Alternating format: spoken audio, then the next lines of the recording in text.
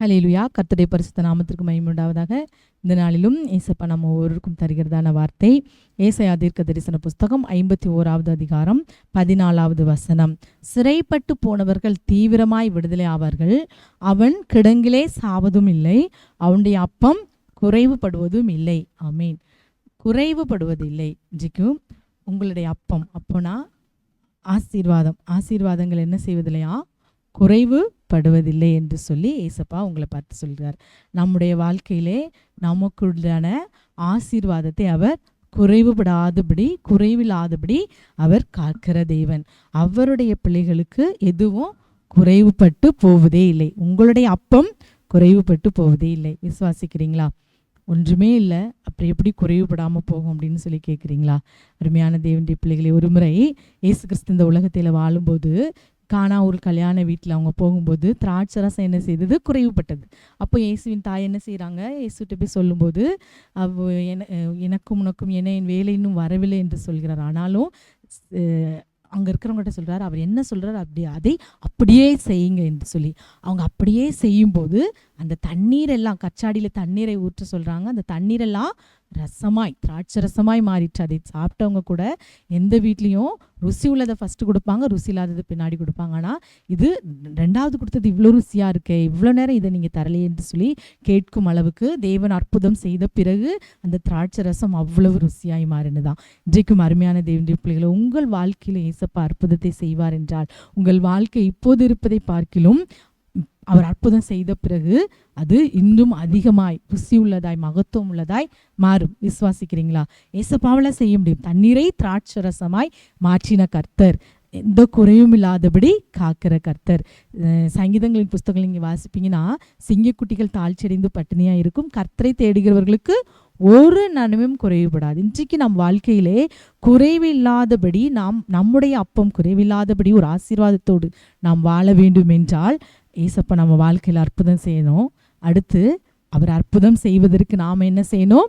அவரை தேட வேண்டும். அன்று பாருங்க, அந்த மரியாள் அந்த கல்யாண வீட்டு நபர்களுக்காக இயேசுவை தேடி போனாங்க. தேடி போய் கேட்டாங்க. கர்த்தர் அந்த இடத்துல அற்புதம் செய்தார். இயேசு அற்புதம் செய்தார். அதே போல இன்றும் கூட கர்த்தரை தேடுகிற பிள்ளைகளுக்கு ஒரே ஒரு நன்மை கூட குறைவுபட்டு போகவே போகாது. அப்போது நம் வாழ்க்கையில் சில நன்மைகள் குறைவுபட்டு போவதற்கு என்ன காரணம்? நாம் இன்னும் கர்த்தரை தேடுகிற விதமாய் தேடவில்லை என்பது தான் உண்மை.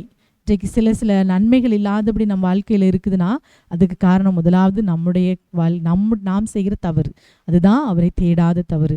அவ்வார்த்தை சொல்கிறது பாருங்க, வேத வசனம் ஒரு நாள் அழிந்து போகாதான். வானமும் பூமியும் அழிந்து போனாலும் அவருடைய வார்த்தையின் ஒரு உறுப்பு கூட அழிந்து போகாது என்று பார்க்கிறோம். வேதம் என்ன சொல்கிறது? சிங்கக்குட்டிகள் தாழ்ச்சியடைந்து பட்னியாக இருக்கு, கர்த்தரை தேடுகிறவர்களுக்கு ஒரு நன்மையும் குறைவுபடாது.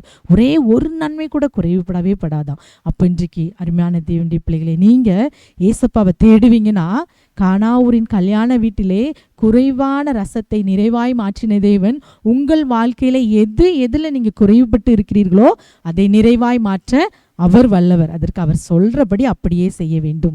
ஆமேன். உபாகமத்தில் கூட நீங்க வாசிப்பீங்கன்னா 28வது அதிகாரத்துல 47வது வசனத்தை நீங்க வாசிப்பீங்கன்னா அதுல வேதத்துல வர பார்க்கிறோம். குறைவுபடாதுன்னு சொல்லி பார்த்தோம். ஆனா குறைவுபடுமா? எப்போ?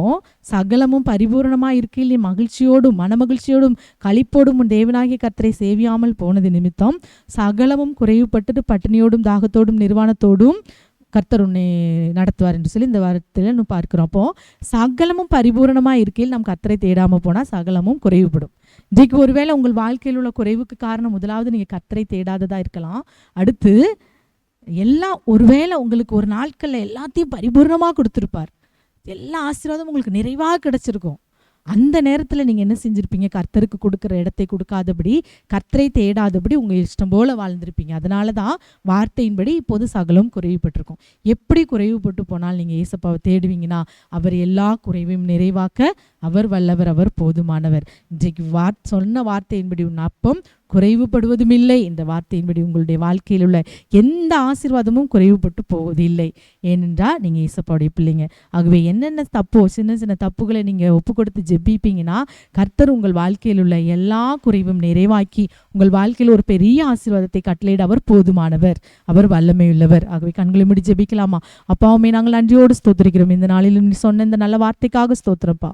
அப்பம் குறைவுபடுவது இல்லை என்று சொல்லியிருக்கீங்கப்பா. எங்கள் வாழ்க்கையிலப்பா எந்த சூழ்நிலையிலும் எந்த குறைவும் இல்லாதபடி காக்கிற தேவன் தான் நீர் தகப்பனே. எங்கள் வாழ்க்கையில் உள்ள குறைவுக்கு காரணம் எங்களிடத்தில் உள்ள சில காரியங்களாக இருக்கலாம்ப்பா. உண்மை தேடாத குறைவு, எல்லாம் நிறைவாக இருக்கும்போது உண்மை தேடாமல் போன குறைவாக இருக்கலாம்ப்பா. இந்த வேளையில் அதையெல்லாம் அறிந்து உணர்ந்து ஜெபிக்கிற ஒவ்வொரு பிள்ளைகளுடைய வாழ்க்கையிலும் எல்லா குறைவையும் காண ஒரு கல்யாண வீட்டில் நிறைவே கொடுத்த கர்த்தர் இந்த நாளில் எல்லா நிறைவினாலும் நிறைத்து ஆசீர்வதிக்கும்படியாக ஜெபிக்கிறோம். குறைவில்லாத ஒரு வாழ்க்கை, குறைவில்லாத ஒரு செழிப்பான வாழ்க்கையை நீர் கட்டளையிடுங்கப்பா. ஒவ்வொரு பிள்ளைகளுடைய வாழ்க்கையில் ஒரு ஆசீர்வாதத்தை நீர் கட்டளையிடும்படியாக நாங்கள் ஜெபிக்கிறோம். சகல துதி கன மகிமை நீரே உமக்கே செலுத்துகிறோம். இயேசுவின் நாமத்தில் ஜெபிக்கிறோம் நல்ல பிதாவே. ஆமீன், ஆமீன்.